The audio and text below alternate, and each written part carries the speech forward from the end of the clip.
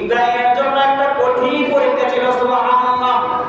আসলে তো বাস্তব কঠিন করে পৃথিবীর ইতিহাসে এমন কোনো পরীক্ষা হয়নি, হয়েছে কিনা বলেন? যে ইব্রাহিমকে আল্লাহ যেভাবে পরীক্ষা করলো, পৃথিবীর ইতিহাসে কোনো বাবাকে এভাবে নিজের আপন পুত্রকে কোরবানি দেওয়ার জন্য বলে দেয় বলছে? তাহলে কেমন পরীক্ষা বলবেন?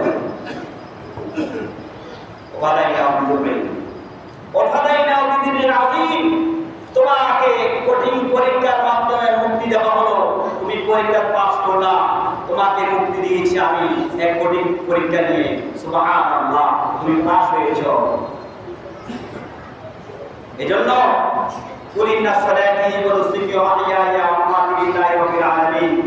আমি ঈদের নামাজে আয়াতটা করলাম যে আমাদের সালাত, আমাদের কি সালাত, আমাদের কুরবানি, আমাদের হায়াত, আমাদের মাউত কার জন্য ভাই? জোরে বলেন কার জন্য? আল্লাহর জন্য। যদি হায়াত বলতে কি বুঝেন? হায়াত বলতে কি? জীবন। নামাজ তো যে নামাজ পড়ি এটা আল্লাহর জন্য, কুরবানি যেটা দিচ্ছি এটা কার জন্য? নামাজও আল্লাহর জন্য বললাম, কুরবানিও আল্লাহর জন্য। দুই নাম্বার, এক নাম্বার নামাজ, দুই নাম্বার নুসুক কুরবানি, তিন নাম্বার হায়াত। এবার হায়াত কি? হায়াত হচ্ছে পুরো জীবনকে হায়াত বলে। আমাকে আপনাকে যাকে যে জীবন যেটাকে কি বলে? এই হায়াত কার জন্য হবে? এই এখানে প্রশ্ন আছে। এই হায়াতটা আল্লাহর জন্য ব্যয় করতে হবে। আল্লাহকে আল্লাহর জন্য তিন করে ব্যয় করে আল্লাহর হুকুমের মধ্যে শেষ করতে হবে। এই হায়াত আল্লাহর অনুগত্যের ভিতরে শেষ করতে হবে। আল্লাহর অনুগত্যের বাইরে শেষ করা যাবে না। আল্লাহর ইবাদত করে শেষ করতে হবে। হায়াত, যে হায়াত আল্লাহর জন্য ব্যয় করতে হবে। হায়াত দিয়েছে কে বলেন? জোরে বলেন, হায়াত কে দিয়েছে? আল্লাহ। এটা সবাই একসাথে বলতে পারে না, মনে হয় এখানে কোনো প্রশ্ন আছে। হায়াত কোনো বাবা দিয়েছে? হায়াত কোনো নেতা দেয়? দুনিয়ার কোনো এমপি মন্ত্রী হায়াত দিতে পারে? ডাক্তার দিতে পারে? হায়াতের মালিক কে? আল্লাহ। মৌতের মালিক কে? আল্লাহ। আমরা একসাথে যে আওয়াজ করে বলতে পারলাম। ঈমান দুর্বল হয়ে গেছে। ঈমান দুর্বল করার জন্য বিশ্বব্যাপী ষড়যন্ত্র চলতেছে। এক শ্রেণী নাস্তিক বেঈমান মুসলমান নামদারি আর এক কাফের বেঈমানরা এক হয়ে মুসলমানদের ঈমান আমল নিয়ে সিনেমিনি খেলছে, ঠিক কিনা? এই ষড়যন্ত্রকে মোকাবেলা করতে হবে ঈমানের শক্তি দিয়ে।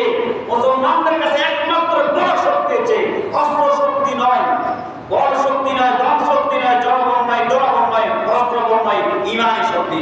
কি শক্তি? ঈমানের শক্তি। আমাদের কাছে ঈমানের শক্তি। আপনি ঈমানের শক্তিকে নষ্ট করার জন্য মুসলমানদেরকে জানা বেহুদার দিকে তাবিদ করতে বেঈমানেরা, ঠিক কিনা বলে? মুসলমানের ঈমান আমল ইজ্জত নষ্ট করার জন্য, মুসলমানদের ঘরে ঘরে যুদ্ধ লাগার জন্য, মুসলমানদের চরিত্র নষ্ট করার জন্য তারা ইন্টারনেটের মধ্যে, ইউটিউবের মধ্যে বিভিন্ন রকমের গুরুগুলির নামে বিভিন্ন রকমের চরিত্র হন করার জন্য নষ্ট ছবিগুলো ছেড়ে দিচ্ছে মুসলমানদের চরিত্র নষ্ট করার জন্য, ঠিক কিনা বলে? আজকে যুব সমাজ ঘরে ঘরে যুব সমাজ নষ্ট হয়ে যাচ্ছে। চরিত্র নষ্ট করার ট্রেনিং চলছে, চরিত্র ধ্বংস করার শিক্ষা ব্যবস্থা চালু হয়েছে। চরিত্রকে উন্নত করার জন্য, চরিত্রকে সুন্দর করার জন্য, আখলাককে পরিবর্তন করার জন্য সে ব্যবস্থা কম। চরিত্র নষ্ট করার ব্যবস্থা, রাস্তা অনেক। প্রতি মুহূর্তে চরিত্র ধ্বংস করার জন্য আমাদেরকে দাওয়াত দেওয়া হচ্ছে মিডিয়ার মাধ্যমে, ঠিক কিনা বলেন? ফেসবুক, ইন্টারনেট খুললে আলেম বলেন, শিক্ষক বলেন, মাওলানা বলেন, হুজুর বলেন, যার কাছে ইন্টারনেট আছে, মোবাইল খুললে মাত্র জানাবে বিচার আসে যায়। আসে না? আসে না? চোখের আজকে আমাদের লজ্জাসন থাকবে কোথায় থেকে? মোবাইল চালু করলে মাত্র আসে, শুধু জানাবে বিচারের কথা। কিভাবে জানা করবেন, কিভাবে পরে নিয়ে করবেন, এগুলো শিক্ষা দিচ্ছে আমাদের। কেউ করতেছে এগুলা বিজাতিরা, অমুসলিমেরা মুসলমানদেরকে নাচাচ্ছে, ঈমান আমল নষ্ট করার জন্য তারা এই সমস্ত পরিকল্পনা গ্রহণ করছে। তো আমরা আমার ঈমানকে খাঁটি করতে হলে, ঈমানকে মজবুত করা ছাড়া এই সমস্ত ফিতনা থেকে বাঁচা সম্ভব নয়, এই সমস্ত গুনাহ থেকে বাঁচা সম্ভব নয়।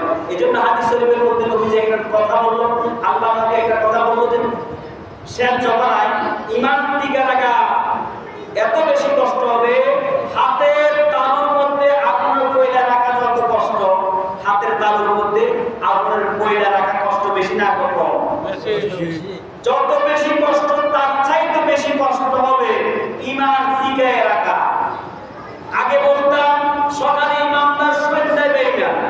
এখন বলতে হবে সকালে সকালে 6টা ইমানদার ছিল, 7টার সময় বেঈমান হয়েছে, ঠিক কিনা বলে?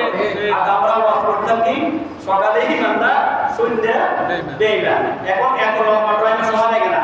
এখন 6টা ইমানদার ছিল, 7টার সময় কি বেঈমান হয়ে গেছে। সকাল 7টা ইমানদার ছিল, 8টার সময় বেঈমান হয়ে গেছে। এখন বেঈমান হওয়ার জন্য এত লম্বা সময় লাগে না, সময় একেবারে নিকট।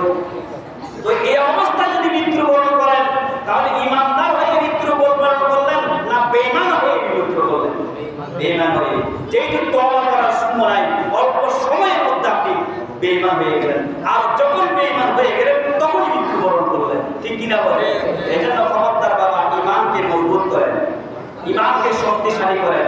আল্লাহর বিধানের উপর কোনো কথা বলা যাবে না। যে যা বলো বিভিন্ন রকমের কথা বলে, কুরবানি নিয়ে এত আপত্তি, যাকাত নিয়ে এত আপত্তি কেন চলে দেখেন? কেন চলে ষড়যন্ত্র করে কারা? মুসলমানরা। এগুলো আগে শোনা গেছে। এগুলো মানে মানুষকে আস্তে আস্তে কোরবানির থেকে তুলে না, মানুষ কোরবানি না করুক। পশু হত্যা মানে একটা ছিল, পশু হত্যা অপরাধ, এগুলো লেখে লেখে মানুষকে আল্লাহ বলান, শরীয়ত থেকে মানুষকে সরাই আনা, ঠিক কিনা বলে? তারপর যাকাত দেওয়া মানে যাকাত দেওয়া মানে সাদাবাজি করা, যাকাত দেওয়া চাইতে সাদাবাজি করা হলো, এগুলো বললে মানুষ আস্তে আস্তে যাকাত দেওয়া বন্ধ হয়ে যাবে, ঠিক কিনা বলে? যাকাতের মাধ্যমে দরিদ্র বিমোচন হয়, আবার যাকাত দেওয়ার মাধ্যমে দরিদ্র মোচন হয়, ঠিক কিনা বলে? গরিব দুঃখী যাকাতের টাকা নিয়ে তারা একটু স্বাবলম্বী, একটু সুন্দর করে চলতে পারে। আর যাকাত টাকা আল্লাহ খরচ করেছে, এটা বাধ্যবাধকতা দিতে হবে। নামাজের উপর যাকাত দেওয়া তেমনি হবে খরচ। 2 নাম্বার শিক্ষা রয়েছে, ইসমাঈল যেভাবে ত্যাগ স্বীকার করেছে, আমার বল আপনাকে সেভাবে ত্যাগ স্বীকার করতে হবে আল্লাহর জন্য। সুবহানাল্লাহ। ইমাম সাহেব কি বলেছে, আমার বাবা কি বললো, দাদা কি বললো, আমি বলছে আন্দাজে তা করব না। ইমাম সাহেব যদি আল্লাহর কথা বলে, এখানে আমি 100তে 100 মানব। সুবহানাল্লাহ। আর ইমাম সাহেব যদি আল্লাহর বিরুদ্ধে কথা বলে, আমি ইমাম সাহেব মানি না, ঠিক কিনা বলে? তাহলে আমার ইমাম সাহেব কি? ইমাম সাহেবের ইমামত হয়ে গেছে। যদি ইমাম সাহেব আল্লাহর বিরুদ্ধে অবস্থান করে, দেখতে হবে খুতবাতে বলে, এখানে খুতবা দেয় ইমাম সাহেব কার কথা বলে। যদি আল্লাহর কথার বাইরে কথা বলে, নিশ্চয়ই ইমাম সাহেব কি ইমান দুর্বলতার কথা বলে। আমরা সব সময় আল্লাহর কাছে আদর্শ নিব। 3 নাম্বার হচ্ছে কোরবানির শিক্ষা, রিয়া মুক্ত আমানত। এই কোরবানি আমাদেরকে শিক্ষা দিয়ে যাচ্ছে কোন অহংকার আমাদের মধ্যে থাকতে পারবে না। কি থাকতে পারবে না? কোন অহংকার আমাদের মধ্যে থাকতে পারবে না। যার দিলে বিন্দু মাত্র অহংকার আছে, সে আল্লাহ জান্নাতে যাইতে পারবে না। নবী বলেছেন, কে বলেছেন? যার অন্তরের মধ্যে শস্য পরিমাণ, শস্য কি ছোট না বড়? ছোট, একেবারে ছোট, এত ছোট যার সঙ্গে একটা শস্য চোখ দেখতেও কষ্ট হয়। শস্য পরিমাণ যদি অহংকার আপনার মধ্যে থাকে, তাহলে আপনি আল্লাহ জান্নাতে যাইতে পারবেন না। তাহলে আমাদেরকে কেমন অহংকার মুক্ত মানুষ গঠন করে তুলতে হবে। আল্লাহু আকবার। আমার অন্তরের মধ্যে অহংকার একেবারে বিন্দু মাত্র থাকতে পারবে না। রিয়া মুক্ত, অর্থাৎ আমি যা করবো আল্লাহর জন্য করবো, কোনো মানুষের প্রশংসা পাওয়ার জন্য, কোনো মানুষকে দেখানোর জন্য, কাউকে খুশি করার জন্য আমি কিছু করতে পারবো না। আমার যত ইবাদত, যত প্রশংসা, যত অনুমোদন, যত আমল আমার জীবনে আছে, সব একমাত্র আল্লাহকে সন্তুষ্ট করার জন্য করবো। সুবহানাল্লাহ। 4 নাম্বার শিক্ষা হলো রিয়া মুক্ত হলো। 5 নাম্বার শিক্ষা হলো তাকওয়া অর্জন। এই কোরবানি থেকে কি অর্জন? তাকওয়া অর্জন। তাকওয়া কাকে বলে? তাকওয়া হচ্ছে আল্লাহর ভয়। তাকওয়া কি? আল্লাহর ভয়। যার জীবনে তাকওয়া নাই, তার জীবনের কোনো ইবাদত আল্লাহর কাছে গ্রহণযোগ্য হবে না। তার জীবনে ইবাদত কবর আল্লাহর জীবন আল্লাহর কাছে গ্রহণযোগ্য হবে না। তাকওয়া বিহীন ইবাদত আল্লাহর কাছে গ্রহণযোগ্য হয় না। তাকওয়া হচ্ছে আল্লাহর ইবাদত, আল্লাহর ভয়। এখন আমি যদি প্রশ্ন করি, আপনাদের সকলের তাকওয়া আছে? সবাই বলবেন, হ্যাঁ হুজুর আমার তাকওয়া আছে। আমরা তো আল্লাহর ভয় করি। একজনও বলবেন না যে আমার কাছে তাকওয়া নাই। সবাই বলবে কি আমার কাছে কি আছে? তাকওয়া আছে। তো আমি যদি কোনো ভাইকে বলি, ভাই তাহলে আপনি বিড়ি খান কেন? তাকওয়া তো আছে কোন ভাইকে যদি বলি আপনি মিথ্যা কথা কেন বলেন, তাকওয়া তো আপনার কাছে আছে। মিথ্যা কথা তাকওয়া থাকলে, আল্লাহর ভয় থাকলে মানুষ মিথ্যা কথা বলতে পারে? হ্যাঁ? কোন ভাইকে যদি বলি ভাই আপনি ওজন দেন কেন কম, সেরে 9 পাতা কেন দেন, 100 গ্রাম কেন কম দেন, আপনি তো মুসলমান তাকওয়াবান ব্যক্তি, নবীর উম্মত, আপনি না বললে আপনার কাছে তাকওয়া আছে, তো আপনার কেন সেরে 9 পাতা দেন? কেউ যদি কাউকে যদি প্রশ্ন করি বা আপনি জুমা গেলেন কেন, আপনার তাকওয়া আছে, আপনি না ঈদের নামাজে আসলেন, আপনি জুমার নামাজে আসলেন, এখন আবার এখানে কেন, এখন আবার কেন আপনি গাঁজা খান, আবার কেন ইউটিউবে আপডেট বিক্রি করেন, আবার কেন পরিক্রিয়া লিপ্ত, আবার কেন জানাবে বিষয়ে লিপ্ত, আবার নেশাতে আসক্ত কেন আপনি মনে করেন, আবার জুয়ার আসরে বসে আছেন? এটাকে তাকওয়া বলে? এটাকে তাকওয়া বলে? তো আল্লাহর ভয় যার মধ্যে আছে সেগুলো করতে পারে। তাকওয়া 3টি অর্থে ব্যবহৃত, শুনে নেন। কয়টি অর্থে? তাকওয়া 3টি অর্থে ব্যবহৃত। এক নাম্বার তাকওয়া হচ্ছে যে ব্যক্তি আল্লাহকে ভয় করে। আল্লাহকে ভয় করা হচ্ছে জীবনের প্রত্যেকটি ক্ষেত্রে আমি আল্লাহকে ভয় করতে হবে। কেমন ভয় করবেন? এই পৃথিবীতে যা কিছু আছে সব কিছু চাইতে বেশি আল্লাহকে ভয় করতে হবে। অন্তরের মধ্যে যদি আল্লাহর ভয় থাকে, দুনিয়ার সব ভয় আল্লাহ অন্তর থেকে দূর করে দিবে। সুবহানাল্লাহ। যার অন্তরের মধ্যে আল্লাহর ভয় আছে, পৃথিবীর কোন অস্ত্র শক্তির ভয়, কোন জনবল শক্তি, কোন ধনবল শক্তি, কোন অস্ত্র শক্তি, কোন শয়তানের শক্তি তাকে দুর্বল করতে পারবে না, যার অন্তরের মধ্যে আল্লাহর ভয় আছে। সুবহানাল্লাহ। আল্লাহর কাছে ভয় যার অন্তরের মধ্যে আছে, এটাকে বলে তাকওয়া। এক নাম্বার। 3টি অর্থে ব্যবহৃত, যার অন্তরের মধ্যে একমাত্র আল্লাহর ভয় আছে, সে পৃথিবীর কোন অস্ত্র শক্তিকে ভয় করবে না, তার কোন অস্ত্র শক্তি নরম করতে পারবে না, কোন ধন সম্পদ তাকে দুর্বল করতে পারবে না, কোন দলীয় শক্তি তাকে দুর্বল করতে পারবে না। তার মধ্যে আসল শক্তি রয়েছে আল্লাহর ইমানি শক্তি, তাকওয়া শক্তি। সুবহানাল্লাহ। তাকওয়ার মধ্যে মেডিসিন যদি শরীরের মধ্যে না থাকে, আপনি সেকেন্ডে বেঁচে যাবেন। ঠিক কি না বলেন? নামাজও পড়বেন, মিথ্যা কথাও বলবেন, নামাজও পড়বেন, ওজনও কম দিবেন, নামাজও পড়বেন, বেঁচে যাবেন। ঠিক কি না? ভোট হচ্ছে একটা, ভোট দিবেন সবাইকে, যার কাছে যান তার ভোট আসতে দেব না, যার কাছে যান। যারা প্রার্থী আছে নির্বাচন আসলে সব প্রার্থী তো জনগণের কাছে আসে না, ভাই আমার একটা ভোট দিন। তো যারা ভোটার এরা গুড়ি দিয়ে থাকে, ছাগলের গুড়ি দিয়ে থাকে। যারা ভোটার ও জানতো যে বেশি দিবে তারা মনে মনে ভাবে সবাই থেকে নেবো, নেওয়ার পরে হিসাব করে দেখবো কে বেশি দিছে। ঠিক কিনা? ভোট একটা দেয় সবাই। এরা কি মুসলমান না মুনাফিক? এই মুসলমান না মুনাফিক? 100, 150, 500 টাকা, 1000 টাকা কাছে লোক ফিরাইতে পারবে না, ঈমান নষ্ট করেছ। তুমি কিভাবে দাজ্জালের হাত থেকে বাঁচবা? দাজ্জাল তোমাকে স্বর্ণের পাহাড় অফার দিবে, স্বর্ণের পাহাড় অফার দিবে, স্বর্ণের বাড়ির অফার দিবে। দাজ্জাল বলবে তোমাকে বাইরে স্বর্ণের করে দিব, তোমাকে আমি দিনার দিব, ডলার দিব, কোটি টাকার মালিক বানাই দিব, তুমি আমাকে রব করো। অফারিটা আসতেছে সামনে, আসতেছে না? দাজ্জাল আসতেছে না? আসতেছে, আসিতেছে দাজ্জাল, আসিতেছে। কে আসিতেছে? দাজ্জাল। তো দাজ্জালের পেটনা থেকে কেমনে বাঁচবেন? সাধারণ একজন প্রার্থী, মেম্বার প্রার্থী, চেয়ারম্যান প্রার্থী 100 টাকার থেকে লোক পায়, অফার দিল আমাকে ভোট দাও, 500 টাকা দিব, ভালো মতো যাচাই না করে দিলেন মারি টাকার বিনিময়। তো দাজ্জাল থেকে কেন বাঁচবেন আপনি?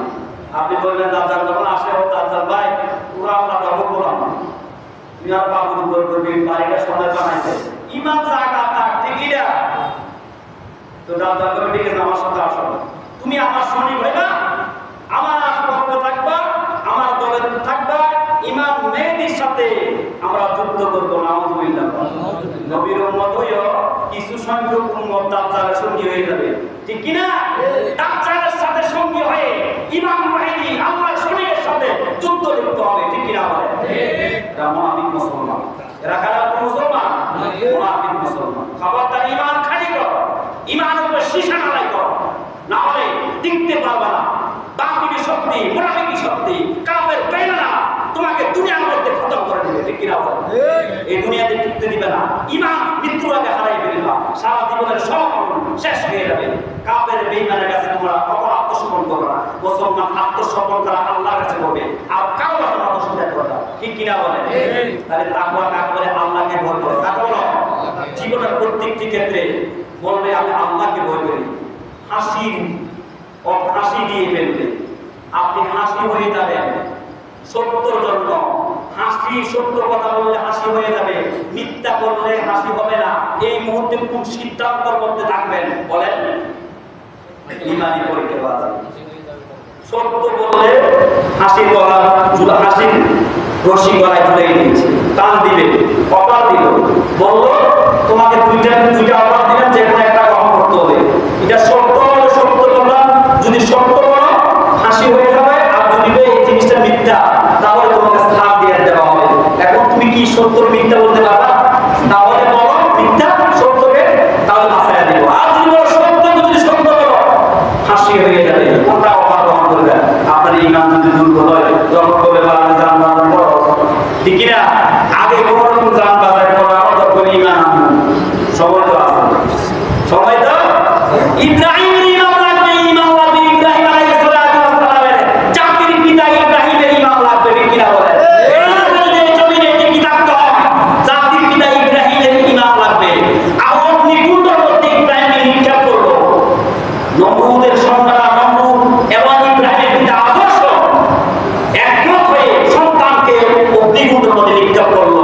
ফিরিস্তারা ৬০ জন ফিরিস্তা আসে অফার দিল, ইব্রাহিম তুমি কি সাহায্য চাও? ইব্রাহিম বলল তোমরা কি সাহায্য করবে? যে আল্লাহ যে ইব্রাহিম নমরুদ আগুনে নিক্ষেপ করলো, আমি ইব্রাহিম আল্লাহর কথা বলি সেই জন্য, আমি ইব্রাহিম আল্লাহর দাওয়াত দিই জমিনের মধ্যে সেই জন্য, আমার দোষ একমাত্র একটাই, আমি বলি আল্লাহ এক। তাওহীদের ঘোষণা দেওয়ার কারণে আজকে নমরুদ আমাকে অগ্নিকুণ্ডে নিক্ষেপ করলো। তোমরা আমাকে সাহায্য করতেছো, তোমরা আল্লাহ দিয়েছে, যে আল্লাহর জন্য জীবন দিতে যাচ্ছি, যে আল্লাহর জন্য আজকে এত কিছু হয়ে যাচ্ছে, সে আল্লাহ কি ইব্রাহিমকে দেখে না? সুবহানাল্লাহ। জ্বললে আল্লাহর জন্য জ্বলে যাবে, জ্বললে কার জন্য? আল্লাহর জন্য। মানলে আল্লাহর জন্য মরে যাবো, মানলে আল্লাহর জন্য মারবো, জ্বললে আল্লাহর জন্য জ্বলবো, বাঁচলে আল্লাহর জন্য বাঁচবো। সুবহানাল্লাহ। এটার নাম ঈমান। এটার নাম কি? ঈমান। বহুত মুআদ্দিক আছে, কত সত্য কথা বললে যে ওই দিকে তাকাবে না। নাউজুবিল্লাহ। আসেনি মনে এক মুসলমান দেখবেন আপনি সত্য কথা বলেন না, কোরআনের কথা বলেন না, ইসলামের কথা বলেন না। ইসলাম রাষ্ট্র কায়েম হয়ে গেলে কোরআন অনুযায়ী দেখবে মানুষ, তোমার কোরআনের বিধান যদি আসলে মানুষের দেখবে, কোরআন যেভাবে একটা হাত কাগজ ঠ্যাং কাগজ, ওই যারা বলে পাথর মারি মারিয়ে চুল মিলে আটকাই দিল, মানুষ বললে তাও না, কোরআনের যে বিধান এই বিধান তো চলে দেশ চলবে না। এই মুনাফিক, সে কি মুনাফিক? আল্লাহ কোরআন রাখছে, কোরআনের বিধান দিয়ে দিয়েছে, চুল মিলে আটকাই দিল। জেনা করলে 100 টাকা, আর বিবাহিত নারী যদি জেনা করে ধরা এক সিনা পর্যন্ত গাও, মাথাও পুরো সবাই মিলে পাথরটা তাকে মেরে দাও। কার বিধান? আল্লাহর বিধান। আল্লাহর চাইতে কি বান্দার প্রতি তুমি বেশি দরদ হয়েছো নাকি? আল্লাহর বিধানের উপর কোনো বাধা আছে না? ওরা কেন বিধান দিয়েছে? এই বিধান কায়েম করলে পরে কি হবে না? জানা হবে না, মদ খাবে না, মানুষ প্রতিষ্ঠিত আর তাকাবে না, ঠিক কিনা? বিধান চালু করবে। একটা দুইটা বাইবেল প্রকার সামনে ফাঁসি দেওয়া, একটা দুইটা বাইবেল প্রকার সামনে আনিয়ে দেবে, এক পর করে যদি আদর করে পাথর মারা হয়, জীবনে আর দর্শন করবে না, ঠিক কিনা বলে? যুবক পূজা লাগলো, যৌবনের বুঝ দিবে, ঘুমাই থাকো, যেভাবে সেভাবে না পাইও না। দেশের আইন কোট করা, আগের সে ৭২ আইন নাই, ৭১ সংবিধান নাই, আল্লাহ কোরআনের আইন বাস্তবায়ন করেছে, ঠিক কিনা বলে? তখন করবে কোন আইনের কথা বলো? কোন আইন দিয়ে জানা বন্ধ করা যাবে না, কোন আইন দিয়ে দর্শন বন্ধ করা যাবে না। ৭১ আইন বলেন, ৭২ আইন বলেন, কোন আইন দিয়ে জানা পয়সা দর্শন বন্ধ করতে পারবে না, একমাত্র আল্লাহর আইন ছাড়া, ঠিক কিনা বলে? আমরা মনে করি না হুজুর কারো সবার জন্য আমার মনে করছি, আমি যারা বলি আমার মতো হুজুর সে আল্লাহর আইন দিয়ে বিচার করা হবে, ঠিক কিনা? যারা বিচার চাই গেছে এই সম্পর্কে আগামী আমার বিষয়টা তাকওয়া। তাহলে তাকওয়া এক নম্বর কি? আল্লাহকে ভয় করা। 2 নম্বর হচ্ছে, 2 নম্বর তাকওয়া হচ্ছে গুনাহ থেকে বেঁচে থাকা। আপনি যে আল্লাহকে ভয় করেন, তাকওয়া আছে। যদি গুনাহ থেকে বেঁচে না থাকতে পারেন তাহলে আপনার তাকওয়া নাই। আর আপনার তাকওয়া যদি না থাকে, আপনার জীবনের কোনো আমল আল্লাহর দরবারে কবুল হবে না। মন চাইছে গুনাহ করলেন, মন চাইছে বিড়ি খাইলেন, মন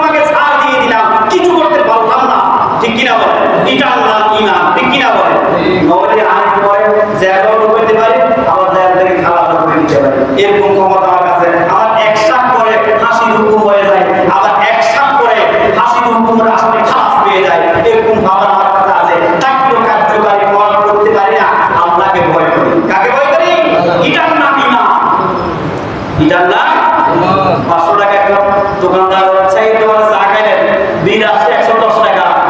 দোকানদার জিজ্ঞেস করলো কত টাকা নাস্তা দিয়েছে, দোকানদারও জানে না। আপনি খাইছেন কোথায়, খাই হিসেব করলেন, দেখলেন যে 110 টাকা বিল আছে। দোকানদার জিজ্ঞেস করলো কত টাকা খাইছেন, কি খাইছেন, আমি জানি না। এইভাবে শুধু দোকানদারও জানে না, দোকানদারও জানে না, বিল ধরেছে কত 110 টাকা, 50 টাকা করে বিল, আর 60 টাকা। এরকম বাকিবাজ আছে কিনা? এরকম বাকিবাজ আছে কিনা? আবার কেউ না দিয়েও বাইরে যায়, জামিনা আছে, দোকানদার ব্যস্ততা আছে, সাইড দোকান চালাতেছে, চাও না আবার ক্যাশও বসে, দুইটা কাজ একসাথে করে মালিকে। এদিকে যখন সে জামিনা আমি আস্তে খাই বাইরে চলে যাবে, দোকানদার কি জানে? এরকম বাকিবাজ আছে কিনা? আবার এটার নাম তাকওয়া না, আপনাকে ভয় করো। কাকে ভয় করো? এক নাম্বার আল্লাহ করে, দুই নাম্বার তাকওয়া, গুনাহ থেকে বাঁচি না। তিন নাম্বার হচ্ছে আল্লাহর হুকুমগুলা সব অবস্থায় মানা। সুবহানাল্লাহ। আল্লাহর হুকুমের কাছে আমি আত্মসমর্পণ করলাম, এই যে কদম বললাম, আমি আল্লাহ যেটা বলছে সেভাবে চলবো, হুকুমের বাইরে চলবো না। দুনিয়ার সব কাজ করে আল্লাহর কাছে আগে। সুবহানাল্লাহ। দুনিয়ার সব জামিনা করে আগে আল্লাহর জামিনা, আল্লাহ যেটা সমাধান করতে যাবে সেটা আগে করবো। সুবহানাল্লাহ। এটার নাম ইমান। পারবেন তো? ইনশাআল্লাহ। বলছেন সাহেব যখন আযান দেয়, আল্লাহু আকবার করে ডাক দেয়, তখন দোকানটা একটু বন্ধ করতে পারবেন তো? ইনশাআল্লাহ। সবাই সবাই বলে না, যারা দোকানদার এরা বলে, যারা দোকানদার কি বন্ধ করবে?